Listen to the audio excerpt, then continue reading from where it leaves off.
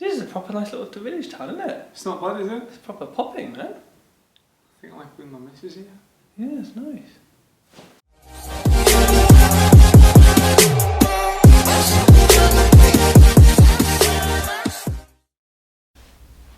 Theo, welcome to the Tej Talks podcast. Hi Tej, thanks for having me. It's alright, you made me come up like 4 hours from the nearest civilization for this podcast. Where's the nearest civilization? London? Yeah, London. Down south. Down south, mate. So, up, we're in Yorkshire. We're in Yorkshire. Yorkshire.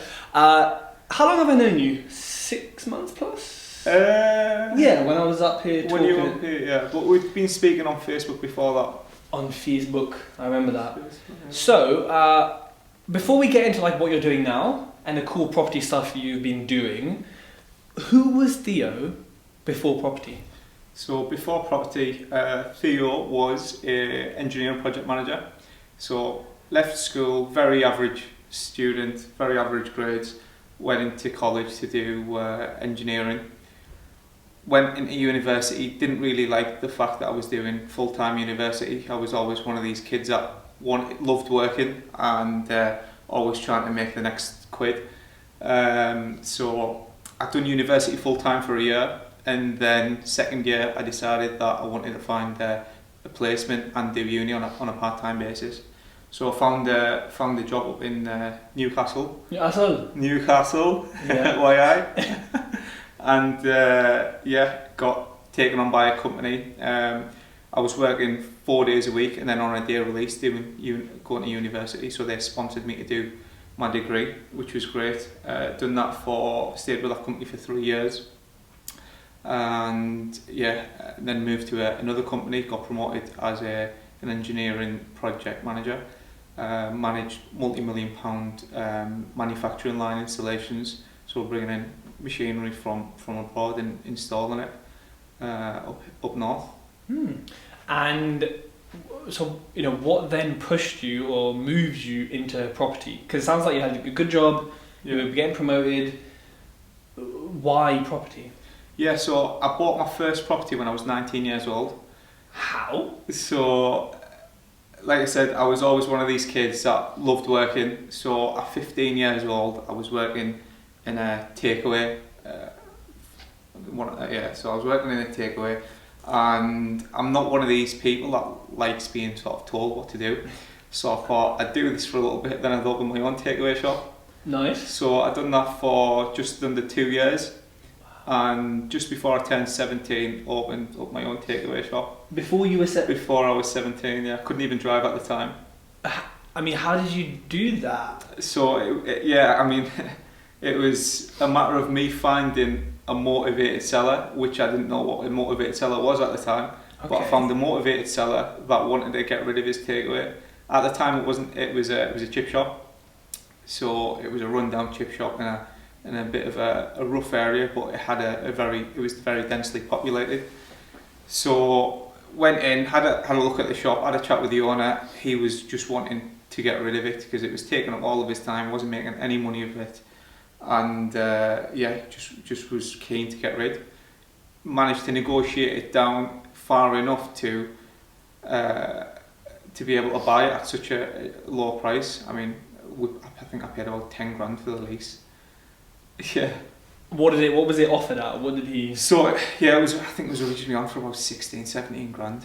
But like I said, it sounds cheap because it was a rundown business. So I was just buying the lease and the fixtures and fittings. And you had 10 grand from your savings? I think I had about 7 grand, and then my dad borrowed me 2 or 3. So yeah. I can't believe your dad loaned you that money at that young age to set up a business. Like that's incredible for both of you. Like just that this even happened. Yeah. So like I said, I was always one of these kids that was always trying to sell something, trying to make some money. I mean, I was that typical kid at school. Trying to sell sweets on the playground. A hustler, yeah. Little young hustler. And then I left school and I was selling mobile phones at college. Made a few quid from that, and then eventually I saved up that money, and then the money that I was earning from my weekend job to buy a takeaway myself. Wow. So then you operated the takeaway for how many years? I operated that takeaway from 17 till 19. Okay. So shut it down. It was a chip shop at the time. Shut it down, refurbed it, turned it into a pizza takeaway, and yeah, it doubled the turnover in a matter of months. And were you in the back making pizza? I was making the pizzas. I was running the shop. I had 5 staff at the time as well. I grew it from 1 staff to 5 staff. When you were like an age where like you just were able to vote, you're just able to drink legally, like you are out here hiring staff. Yeah, that's mad. Exactly. I mean, I was one of these kids where I was always working. So when my mates were partying on a weekend, going out, I was always stuck at work. But I loved it. I enjoyed it. And so why did you give that up then? Because it sounds like it was going pretty well. It was going really well, but my typical Middle Eastern family, you must go to university, you must get a degree, you know what it's like. So peer pressure from my family to focus on getting a degree and graduating from university, and I couldn't do the two at the same time. And did you sell the takeaway then? So sold the takeaway for a profit, walked away from that. And I sold the takeaway at the age of 19, and then that's when I took my money and put it into my first property. So that's where the initial budget come from. How? So many questions. At this young age, like, because right now, at our ages and any age, you generally struggle with mindset and you struggle with just everyday things and challenges. At that age, how did you have the mindset to do this, to hire other humans that you have to manage? Like, where did it come from? Yeah, I mean, I was driven by materialistic things. So I was a very materialistic person. I was I always wanted to buy some decent clothes. I was always wanting to drive a nice car, and I set myself goals from that young age that I wanted to upgrade my car to this, or I wanted to buy that, or I wanted. Mm-hmm. And I had to put a plan together, and because these things aren't just going to land in your lap from nowhere. You're going to have to go out and work for it, and that's where I've done from a young age. Wow. Okay, so then you bought your first house aged 19. Yeah. From the money you made from buying and selling a business. Yeah. At even a younger age. Tell me about your first property. Yeah. So my first property was a 2-bedroom mid-terrace in Middlesbrough town centre. I purchased that for 35 grand. Cash? And that was a cash purchase. Was that like below market value? Was it a mess, or was it just? That was below market value. It was a mess. I mean, it needed rewiring, it needed new bathroom, new kitchen, needed re-skimming, needed decorating. Yeah, so it was a full refurb basically. And back then I didn't really know what I was doing, so I got some help from my dad, and we sort of refurbed most of it ourselves. So oh, wow. Very hands-on at that time. And how long did the refurb take? I think it was about 2 to 3 months, to be honest. It's not bad if you're not skilled tradespeople. Yeah, it's just doing evenings and weekends. And then when it was done, what did you do with it? Did you refinance, or did you just? No, so at that time I didn't know what a refinance was. I didn't know what a mortgage was. I was very, very sort of naive in that way. I rented it out. I think I brought in £100 a week, $433 a month. And nice. Yeah, and I was just sort of collecting the rent every month. And then at that point, did you think that was easy? Let me do 10 more, or did you say, no, let me get back to uni? Yeah, so I didn't have that mindset of properties, what I want to do. It was just sort of, I had some money, where's the safest place to put it, and put it into property. Yeah. So I'd done that, and then I just, like I said, just went back to uni and just sort of forgot about that property, to be honest. And that's been paying you rent ever since? And that's been paying me rent ever since, yeah. When you're at uni, that's a nice bonus to have, yeah. 400 quid a month. Okay. So then you went to uni, did your placement, you finished uni? Finished uni, yeah. Then went straight into this continued placement? Continued my job, yeah. So then, how many years of working in a 9 to 5 did it take before you were like, okay, I need to do something different, I need to get into property more seriously now? Yeah, I think it was about 3 or 4 years. And what pushed you to do that? Because I seen a lot of the people that were 20, 30, 40 years older than me in the company that I was working for, and they were doing the same repetitive tasks day in, day out. They didn't have any ambitions in life, no goals in life.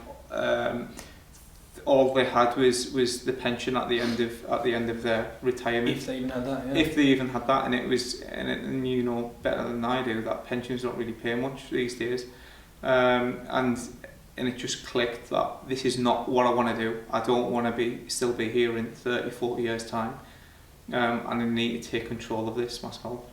And then, so what was your first step then? Because a lot of listeners and a lot of people generally in property have been in or are in that situation where they're like, I don't want to be that person who's literally 9 to 5 for the past 40, 50 years.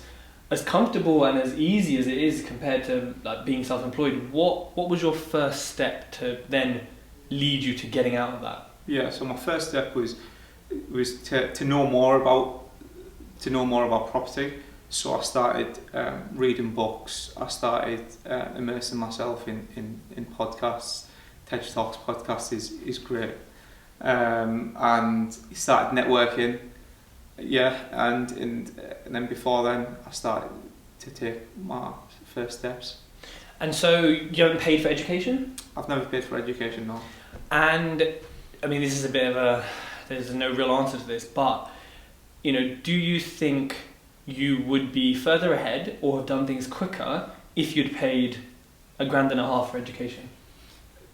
See, education is great, and I encourage people to get educated. But there's different types of education. There's classroom education, or there's practical education where you're actually on the ground, you're doing the work yourself. And I'm the type of person that doesn't really. So you need to know yourself, basically. You need to know what is your best learning style. How do you learn? So my best learning, it was never from classrooms. I was always that kid at school that just couldn't really focus. The best time I would learn was when I was practically doing something. So and I took that on with property as well. So the best time for me to learn is when I'm actually doing it, rather than sort of reading on about it or in the classrooms. But I did educate myself with books, podcasts, and networking. I was finding those people that were a few steps ahead of me and taking them out for coffees and meals and just getting to know them, and they've always been there for me for when I've needed any questions answering. So, you know, when it came, to that sort of point, you were doing getting all this knowledge, taking in so many different opinions, different strategies, different game plans. Yeah. How did you know what your strategy was going to be? Because you have a choice of so many. Yeah, I just wanted the simplest strategy, and the simplest strategy for me was single buy-to-lets. And that's it's a tested, proven method. It's worked for hundreds of years, and that was the first step for me. And you live in a place where you can easily access places that you can buy for 40, 50, 60 sort of grand? Yeah, that's right, yeah. I live in the northeast, and it's typically the prices are a lot lower than anywhere else in the country. Okay. So buy-to-lets, I do buy-to-lets as well, because they're boring, they're basic, they're simple. Yeah. There should be no management. You're describing me there. Yeah. There should be no management. Yes, the cash flow is, compared to HMOs, it's small. Yeah. But I think the passivity you can get from it is a lot more than any other type. Everyone always needs a 3-bed house, undeniably. Yeah. So you were doing buy-to-lets. How did you then, obviously you're close to various areas, how did you decide on an area or areas that you were like, right, I'm going to focus investing here? So the areas that I focused on was the areas that I know best, and that's all it come down to really. There was not much more research apart from that. So the areas that I knew best was my hometown and the surrounding areas, and then I narrowed it down by price range, rental yields, etc. So tell me about your first deal then. So we've done your actual first deal when you were 19, but when you were kind of going sort of all in, what was your first deal? So my second first deal was done back end of 2017, so just over 2 years ago, and it was a below market value deal. It was on the market at the time for £75,000, but it was run down. I mean, the properties in the area were only going for sort of 80, 85, and it needed about 15 grand spending on it. So it'd been on the market for a very long time. I mean, we're talking about a year and a half, 2 years even. Bloody hell. So it was on the market for a very long time. So I just I thought I might as well stick my head in for a viewing because there's nothing to lose really. And I'd done a lot of viewings at that time, and I was just throwing out a load of stupid offers, hoping one of them will stick. Yeah, you know what that's like. Yeah, and it was up for 75. I went and viewed it, and I offered them 50 grand at the time. So, but it was on one of these online estate agents where you sort of meet direct with the vendor. Yeah. I can't even remember what the estate agent was called, to be honest. It was one that I'd never heard of. And I started sort of negotiating with the vendor there and then. I was like, so they'd moved out from the property, they were downsizing to a bungalow, and they had no sort of, they didn't need the property, it was just money sat there that was costing them. So I offered them 50 grand at the time, and they said, oh, that's a great offer, thanks for that, and we'll take it away and discuss it between the family members. So they went away, discussed it with the family members, but they didn't get back to me. Instead, they got back to their estate agent, and they told the estate agent that we've been offered 50, but I'd like 55. So the estate agent then reduced the listing from 75 down to 55 grand. So you can imagine how much interest that drummed up. Yeah, I mean, the estate agent knows what they're doing. Yeah. So as soon as I had Rightmove alerts set up on my phone, so as soon as that happened, email pinged straight away to my inbox, and yeah, I basically rang the estate agent. I told them I'll give you a full asking price, which is 55 grand, but the condition is you take it off the market now. Yep. And they made a phone call to the vendor, and they took it off the market and accepted my offer at 55 grand. And were you happy offering at 55 grand? I was happy because I mean, you always sort of offer a little bit lower than what you... So I started at 50, and I was willing to work my way up to 55, but I was hoping the vendor would come back to me and say, it's a little bit low, can you increase? And I was more than happy to increase. But instead they went back to the estate agent, and the estate agent then reduced it. It's so strange because the fact they considered 50 is really weird, because after a year and a half of being on the market at overpriced 75k, and being an investment opportunity being run down, I'm surprised no one else offered 50 or 55 in that period, because people would have, right? Yeah. Like, so it's quite, and people always say, Ted, like in these situations, is something wrong with the house? Is it like a crazy problem? And sometimes it's like, you might have viewed it the day after someone died, or they had a debt come in, and they're like, crap, we need to sell it. Yeah. So that's why, like you said about putting loads of offers in, you never know when the right time is for the vendor to sell it at the right price for you. It could be never. Most times it's never. Yeah.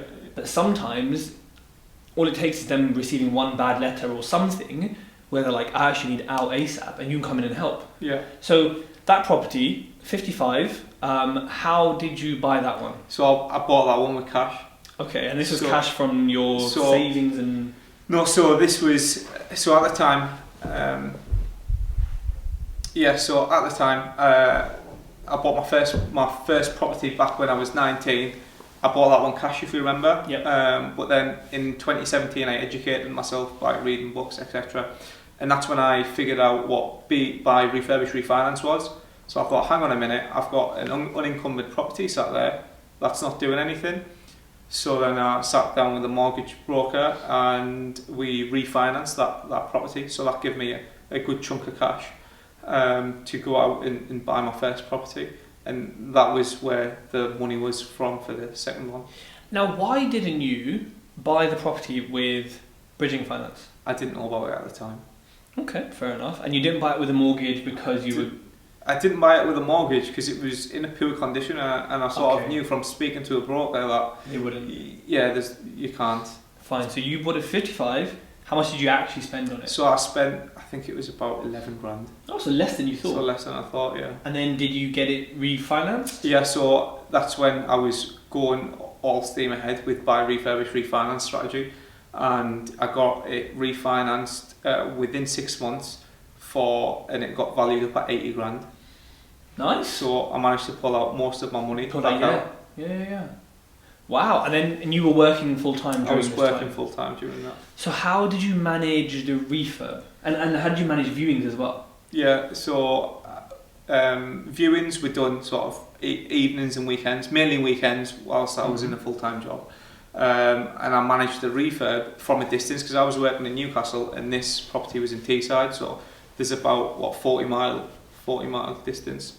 So it was mainly weekends that I was visiting to check up on the refurb, and I was always in contact with my tradesmen every day. And how did you find good tradesmen you could trust? From recommendations. That's simply it. Just from recommendations. And did they perform as you expected? Yeah, they performed well. I mean, you have some issues, as you always do with every refurb. But yeah, I mean, we got there in the end. And when this got refinanced, did it kind of make you think, whoa, I can keep doing this? I can keep doing this over and over again, yeah. And then what was your next step after that property? So next step after that property was, again, continue doing these viewings, continue throwing loads of offers around, and I wanted to buy more. So I think it went for about 6 months where I really couldn't find anything. But you were still viewing? But I was still viewing, making offers, going through the whole process, and I couldn't really find anything. How did you feel in those 6 months? So I felt like I wasn't progressing. I felt like the wheels weren't turning. I felt like I was in a standstill. But I kept being persistent, and that's where mindset comes in. Discipline, persistence to keep going when things aren't going your way. And then it's like properties like buses. Like you wait for a bus, nothing comes, and then all of a sudden you get 2 or 3 in a go. Yep. So in the summer of 2018, I had 4 offers accepted all in one go. It's funny when that happens because you're putting all these offers out, and we never think, what if they all get accepted? Where's the money? Who's paying for this? I mean, it doesn't happen, but I mean, 4 at once is stressful. It's very stressful. It's good, but it's stressful. Yeah. But going back to what you said about mindset and persistence, what kept you going for 6 months? Because you were still new to this. It wasn't like you'd experienced this drought before. Yeah. It was your first sort of what kept you going through that, and to, like you said, just be more viewings, more offers, not getting anything else. What was that? Yeah, it's just having that sort of the end goal in mind, really. If I need to get to here, then I need to keep doing X, Y, and Z, and that's what I do. Your end goal was? My end goal was to retire from the corporate life, go full time in property, and build a massive portfolio.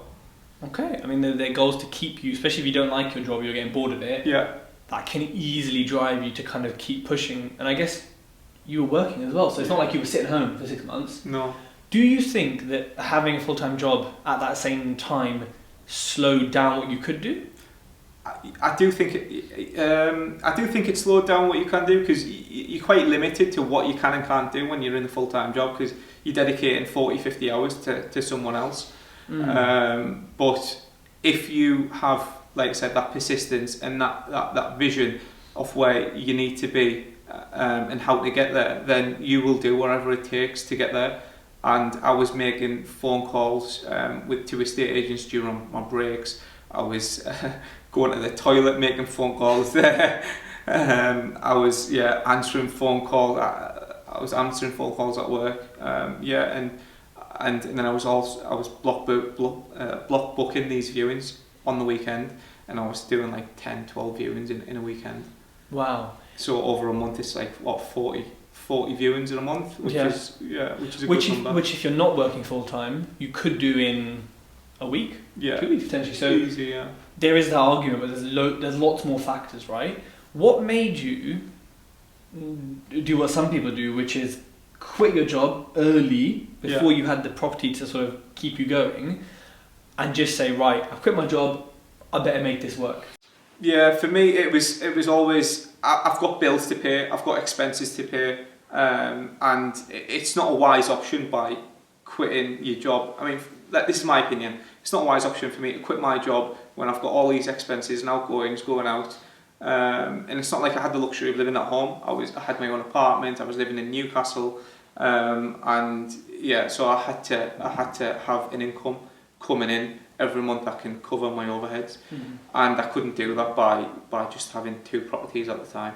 Yeah. So the plan was to stay on my job, build up a big enough portfolio that will sustain my overheads, and then go into property full time. Okay. And you had 4 offers accepted. Yeah. Were these offers that you'd put in recently to the time they got accepted, or were they ones that you'd put in 4 months before? They went 4 months before, but some of them were a month before, some of them were 6 weeks before, and then 2 of them were sort of recent. And the ones that were put in months before, you'd put an offer in, they said nope, and you'd left it at that? Exactly. Or did you follow up? Or no, I basically, I left it at that really. And they came back to you? And they came back to me, they gave me a call, are you still interested, is your offer still standing? And I was like, yeah. And I think, you know what, when people are new to property, it's hard to believe that will happen. I've had offers come back many months later. I think my first house, it was through a sourcer, but that took it'd been on the market for a year and a half, and it took 6 months for them to come back. Wow. And they kept following up, and you keep following up, which you learn. But on that, they came back to you for your offer? Yeah. That means they may not have had higher offers. When you were putting on, when you were doing these viewings and putting these offers in, one thing people talk about is competition. Did you notice other investors on the viewings? Were agents like, oh, Theo, behave, mate, we've already got offers higher than that? Was it competitive, or was it kind of It was competitive, but the offers that I put forward were there were strong offers, but they were justified as well. This is how much I can offer because of X, Y, and Z needs to be done. And they understood that, and then they expressed that to their client, who was the seller. But then it got rejected at the time. But yeah, and they followed up a month later, and I was. And when you justify it, give me an example. I'm an estate agent. You probably do it over email, but let's say you're walking into the office, you're giving me an offer. Give me an offer. Yeah. So let's say, for example, the property's on the market for 80 grand, but it needs 15 grand worth spending on it. But the market value for this, once it's done, is 90 grand. And this is what I explained to the estate agent. It needs 15 grand because it needs a new boiler, it needs a new kitchen, it needs a new bathroom, it needs redecorating throughout, new carpets, the roof needs maintenance, etc. And I list all these down to the estate agent, explain my numbers and offer, and then explain my position as well, how strong my position is and how quick I can act. And then they take that away and give it to their... Do you find some estate agents are just kind of like, okay, thanks, Theo? Yeah. They just don't some of them do. Some of them sort of aren't really interested in your explanation. They just sort of want your offer and then see you later. Yeah, and I think people shouldn't be put off by that, because those estate agents can never come back and say, oh, your offer was shitty. You can say, well, there's my explanation. Yeah. I have that often. I do exactly what you do. I think most people in property do. And half of them just come back with, thanks, Ed, full stop. And I'm like... And it's yes, they're not reading it yet, but I guess it depends on your market, right? The estate agent may know they're going to get a stronger offer, so they're just look, whatever. Yeah. But I think it's something that you always have to do in case things come back, or when you're on a viewing with them, you don't want them to be like, oh, I've seen your offers lately. You need to stop viewing stuff, or unless you're going to put proper offers in. Yeah. But you can say, look, this is why there's an offer, right? You're protecting yourself, right? Yeah, of course you are. So 4 offers came in at once. How did you feel? So I felt overwhelmed at the time. Bearing in mind, I was also getting married at that time as well. Oh wow! Okay. So I had four property purchases that I need to fund, and the wedding. And weddings aren't cheap. They're not cheap. No, they're definitely not. So how did you handle this? Yeah. So I mean, there was 2 properties that I bought with mortgages. Okay. So that minimised sort of my deposit money sort of thing. Yeah. And then 2 properties I bought cash, and then I had a little bit of money left over for my wedding, and then priorities. Got my priorities straight. Yeah. There was a little bit of the money left over for the wedding, and I got help from family for that, and which I paid them back shortly after. And when you had all 4 sort of coming at you, did you have a build team ready? Did you Like, were you ready for all 4, or did you have to get ready? So luckily 2 of them were sort of in okay conditions, and they were already tenanted as well. Oh. So 2 of them, I was quite fortunate that I didn't really have to do. It takes roughly around 8 to 10 weeks, and the cash purchases, it took around 3 to 4. Okay. And you're buying all these houses now. You're kind of getting on your way to leaving your job. Yeah. Like, so how many houses? Well, so 6 houses right now. Yeah. And you're still working full time. Yeah. And you're living sort of 40 miles from the places you're... 40 miles from my investment area, yeah. And so when it came to then, I guess something we don't talk about often is the letting of these places. So Yeah. ignoring the ones that were already let, Yeah. once you did a refurb, what was your process to getting them let out and picking the right tenants? So I didn't have anything to do with that. I outsourced that to a letting agent because my priorities were that I wanted to work on the bigger tasks, which were finding properties and managing the refurbs. So that they were the tasks that I actually enjoyed as well. The letting side, the managing of tenants, I don't really enjoy that, so I outsourced that to a letting agent. Fine. And it made sense whilst I'm in a full-time job, because the last thing I wanted was, whilst I'm sat at work having a phone call saying my crapper's leaking. Yeah. No, it's true. Yeah, it's outsourcing the right things, right, for you. So you had these properties. Now, with buy-to-lets in the northeast, and in your sort of case, how much profit I mean pre-tax, but after mortgage, after costs, per month, can people be making from buy-to-lets? Yeah, so for a standard single let, you're looking anywhere between 250 and 300 really a month. Yeah, I think that's spot on. Which is the average, isn't it? And people say, oh, but HMOs you get like £1,000 or £900. Yeah. I think the argument back is, yeah, you do. You can, yeah. But how many buy-to-lets do you need to replace the UK average salary of 24, is it, or 26? Okay. Not a lot, Not right? a lot, what, 6, 8? And, you just bought 4 in like one go. Yeah. So if you can do that, yeah. anyone can replace their income or become financially secure through buy-to-lets. Yeah. And it doesn't have to take... I mean, what can take long is the conveyancing and the refurb and the letting and all that stuff. But you've kind of just proved within how many months you had 6 buy-to-lets that this can happen, right? Yeah. So after you had these 4 buy-to-lets, were you still in the market to buy, or did you say, oh, let me take a little break? Yeah, I took a little break because at that point in time I was under a lot of pressure financially, and I had 4 buy-to-lets that I've just added to the portfolio, so it was sort of coming to terms with onboarding those properties. Took a little bit of a break, but then just before, so the 2 properties that were tenanted, I sort of just bought one buy-to-let mortgage and didn't do anything with in terms of refinancing or anything like that, just let them tick over. But the other 2 properties, we refurbed them and then refinanced them again within 6 months, bolted them together on one mortgage product. Which lender did you use? Good question. Shawbrook. It was Shawbrook, yeah. Because we didn't meet, the reason why I had to bolt 2 properties together was because we didn't meet their minimum lend criteria. So I had to bolt 2 properties together in order to exceed that. That is very interesting, because I can't use them for that same reason. Yeah. But I've just bought 2, they're going to complete on the same day. So potentially, yeah, that's interesting. Okay, and they allowed it pre-6 months? Yeah, they allowed it, yeah. Well, it was actually, they don't allow it pre-6 months, but they have at the time they had a bridge to let product. So they put me on a bridge, but then as soon as you have a bridge with them for a month or 2, You roll straight on. you can roll straight on with no And problems. how long did they take to organise the bridge?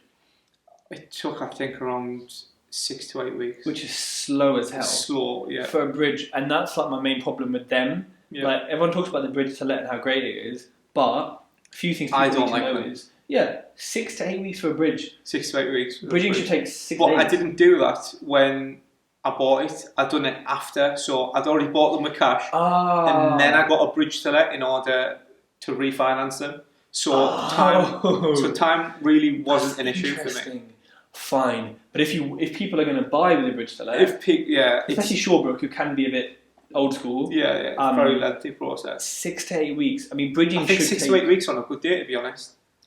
I've had someone where they took 3 months for a bridge. Yeah, I've I think that was with Together, but that was only because they instructed their priority law. It's whenever you have 3 solicitors in a chain. One's bad enough. One's bad enough. Never mind having 3, because then you've got the buyer solicitor, you've got the seller solicitor, but then you've also got the lender solicitor. And whenever that happens, you can forget your 4 to 8 weeks time scale. That's not happening. I think the quickest way to bridge is to dual rep.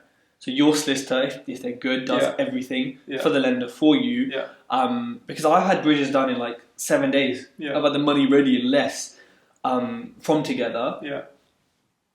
Because I guess the solicitor just cut everyone out. He said, "No, my solicitor's doing everything, and that's it." Well, that's exactly what I do now. So my solicitor is a dual representation for myself and the lender, and then there's only a seller solicitor. Yeah. And a tip for whoever goes through Together is cut out your broker. Oh yeah, go direct. Go direct, because when you go with a broker, it's a lengthy process, and things always go wrong. And you don't need, I think, in my opinion, for bridging, I don't think you need a broker, right? Because it's not, the forms, I mean, what forms? Like, it's just not complex. Yeah. And okay, look, we're doing buy-to-lets. If someone's doing a big £2 million GD development, this is a different story. Yeah. But for like buy-to-lets and stuff like that, it's easy to go straight to the money, right? Brokers are fantastic for mortgages. For mortgages, they're amazing. Necessary. I wouldn't dream of getting a mortgage without going through a broker. Yeah. But when it comes to bridging, it's a different story. It's totally simple. So how did you first discover bridging then? Because you weren't using it before. I wasn't using it before, and it was my broker that introduced it to me. So the broker that I've got, he's a great guy. He's not one of these guys that sort of says, "No, you can't do this." He'll say, "No, you can't do it that way, but you can do it by doing X, Y, and Z." And he's always one of these that proposes solutions. So he proposed that we couldn't refinance it within 6 months because we didn't meet the minimum lend criteria. But he said if you do it through a bridge to let product, then you can get around it and obviously buy both and 2 properties together. That's smart. So it sounds like up till this point, everything has gone swimmingly well. Did you have any major challenges or issues like up to this point? I think mainly the challenges and issues that we had was funding at the time. It was just, I was very overstretched, especially with us 4 going on at the same time. But other than that, really, there wasn't many issues in terms of refurbs or conveyancing or anything like that. So then after this, you got married, happy days. You got the properties, happy days. Yeah. What was your next step, and why didn't you quit your job then? Was it still not enough, basically? Yeah, I don't think it was enough for me at the time. And it's so easy to stay in your job just because you get comfortable and you get paid. You get paid at the end of the month. You've got the certainty at the end of the month that you've got a paycheck coming in, and it's just so comfortable to stay in your job. So I had no reason to quit. So I was just happy, sort of taking over. And it's not like I hated my job. I actually enjoyed it. The bit that I hated was having to be in a certain place for a certain time for 8 hours a day, not able to do anything as you please. We couldn't do this if we were employed. No, you can't. Exactly. So that was I just didn't like the restrictions that employment had on you, and I don't like the fact that you've got a cap of how much you can earn. So the only way to get a pay rise is by basically getting a promotion or your manager saying so. Yeah. Whereas if you're self-employed or you're in property, if you want more money, you have to go and buy more properties. Go and freaking get it. Exactly. Yeah. So and that's what drove me to that. So then, you got these houses. What was your next step now to then be like, right, let's go again. I'm getting close to the target. Let's get there. Yeah, because 6 properties wasn't enough for what I needed to get to. So it was, again, go back to the drawing board, keep viewing properties, keep making offers, and then keep going, keep growing the portfolio. And how many viewings and offers do you think you do to get one accepted? I think I measured this at the time, to be honest. I think it was either 40 or 50 viewings to get one accepted. I think that sounds about average for buy-to-lets. I think everything I've heard, and from my experience, 40 to 50 to get because you're doing buy refurbishment finance, right? To get a decent below market value deal. Yeah, you're looking at 4. And sometimes it's like you said. Sometimes you could do 100 viewings, not 3 at once. Yeah. Then it all works out statistically. But I think that's a good measurement. I think maybe if you're doing 40 to 50, 60 and you're not kind of getting anything, maybe it's time to review how you follow up or how you give offers or how you find deals. Yeah. So have you found all your deals through estate agents? Estate agents, yeah. Up until that point in time, it was all So through after estate that, agents. was it still... So, no, after that, I started getting known throughout the estate agents, started building those relationships. My reputation started building up, and I started getting phone calls from these estate agents to say, are you interested in this property? It's going to come onto market. Do you want to get in there first? Nice. So that's when I started to buy off-market deals, and and it was a lot easier that way. And how long did it take before agents started calling you and giving you the source? Well, at least 18 months. Say that again? 18 months. Good. When people think it's hard to get deals from estate agents, it is hard, but you can't expect to get it by just walking in and your flashy shirt and nice watch and hand out your business card fresh off a course. Yeah. You've got to put the sweat and the grind in there, and you've got to have a proven track record with them that you can complete on deals. Yeah. You do what you say, and that's the way that you get deals brought to you. 100%, because at the end of the day, they're humans, and it's a sales job, so they're thinking about mainly one thing, not client satisfaction, but their commission. Yeah. And if you're completing quickly, if you're doing what you say you're doing, you're not pulling out deals, they're getting commission quicker. Yeah. They love you. Yeah. And it's like, you're always new to the list. They're always going to have an investor list. They've had for 10 years, the past few years. Yeah. You're like, how do I claw onto that? Yeah. And it's good, like you said, 18 months, and it's good you said that because people need to hear this. Yeah. Like, yes, you need to go in, you need to do viewings, but unfortunately, the proof is in the pudding. Yeah. The proof is in you putting your money where your mouth is. Yeah. And by buying stuff, they see you're legit, and it benefits them. If they have a deal that you're going to buy, and they call you and say, here it is, you want to buy it, 90%, if they're not being idiots, you're going to buy it, and they've done no work. Yeah. They don't have to pay the right move listing fee or anything. Yeah. It's just done. Just done. It makes their job easier, and everyone's a winner, really. And their client looks at them and thinks, whoa, you this didn't list it, you sold it. Yeah.